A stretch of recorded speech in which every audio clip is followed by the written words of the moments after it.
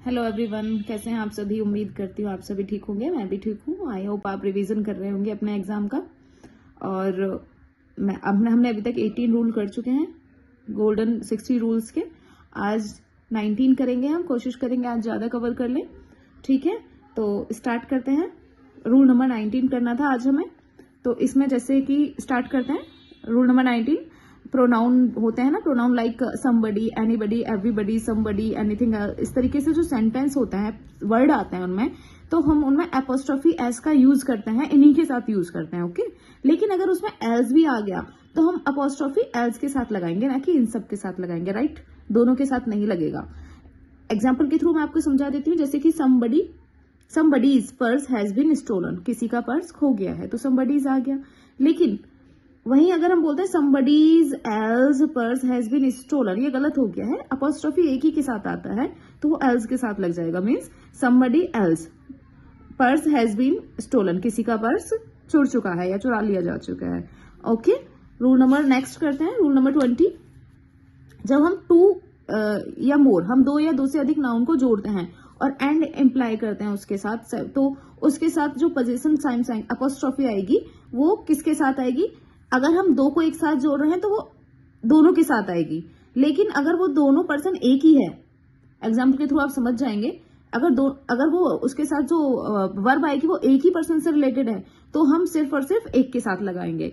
Example समझ लीजिए example के थ्रू। जैसे कि I went to Ram's and Sita's house, मैं राम और सीता के घर पे गया।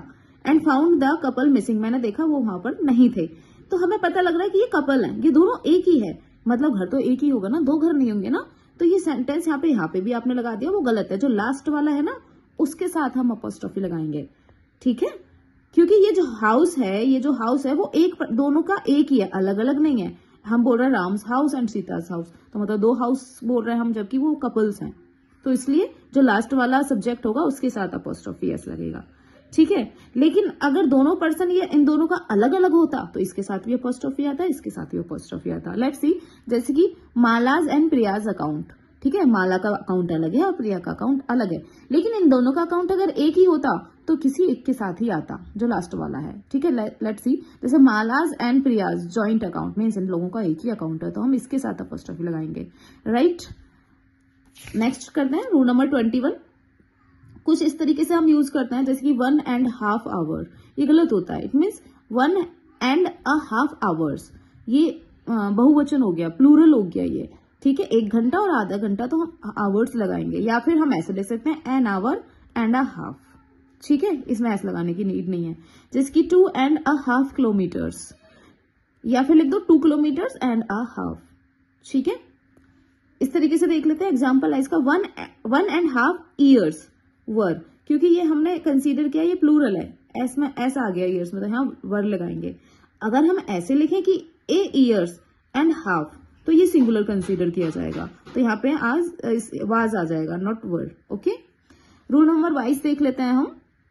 इस तरीके के वर्ड आते हैं ना, son in laws, brother in law, sister in law, इस तरीके के जो वर्ड आते हैं, अगर वो प्लूरल है, जैसे सन इन लॉ बहुत सारे हो सकते हैं, ब्रदर इन लॉ बहुत सारे हो सकते हैं, तो हम एस इसमें लगाएंगे, ना कि लॉज में लगाएंगे। लॉ में ऐसे यस यूज नहीं होगा, वो रिलेशनशिप में यूज होगा। ठीक है, जैसे कि son in law plural sons in law, right. Brother in law plural क्या होगा, ब्रदर्स इन लॉ। ये चीजें, ये एरर बहुत आता है, तो ध्यान रखना। हमको दिखाई भी नहीं देता, हम इतना माइंड वहां पे सोच नहीं पाते हैं। वहां लिखा होगा कमांडर्स इन चीफ या कमांडर इन चीफ्स लिखा होगा, तो commanders in chief. Okay, passer by not passers by. Okay,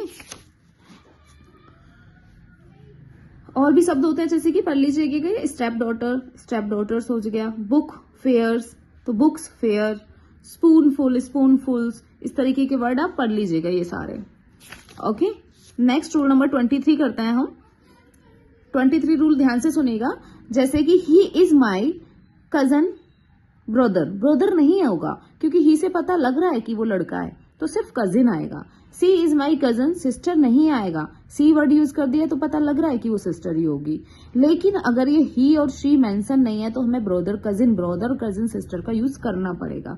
जैसे कि I went to the temple, with my cousin sister. अब हम यहाँ पे सिर्फ कजिन लिख के नहीं छोड़ सकते, फिर एक कंफ्यूजन हो जाएगा कि कजिन ब्रदर या सिस्टर। कजिन तो दोनों होते हैं, क्योंकि यहाँ पे ही और शी मेंशन नहीं है कहीं भी सेंटेंस में, तो हम यहाँ पे सिस्टर का यूज करेंगे। ठीक है, ब्रदर होगा तो ब्रदर का यूज करेंगे। यहाँ पे नीड नहीं थी, वो सुपरफ्लुअस हो जाता, क्योंकि ही पता है कि लड़का ही होगा, शी पता है कि लड़की ही होगी। राइट, क्वेश्चन नंबर 24 कर लेते हैं। मॉडल्स होता है हमारा शुड।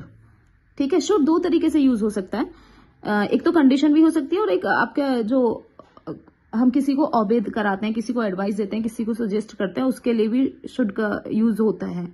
ठीक है, इसके साथ मॉडल, अगर हम इसे एज अ मॉडल यूज करेंगे तो हम इसे बेस, इसके साथ हम बेस वर्ब लगाएंगे, मेन वर्ब लगाएंगे।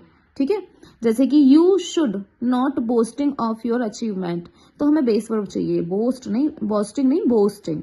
ठीक है, you should not boast of your achievement, आपको अपनी उपलब्धियों की बोस्टिंग नहीं करनी चाहिए, सेखिया नहीं मारनी चाहिए। जैसे कि the pedestrian should cautious while crossing the road, pedestrian को कॉशियस रहना चाहिए, सावधान रहना चाहिए रोड क्रॉस करते समय। ठीक है, बेस वर्ब आएगी।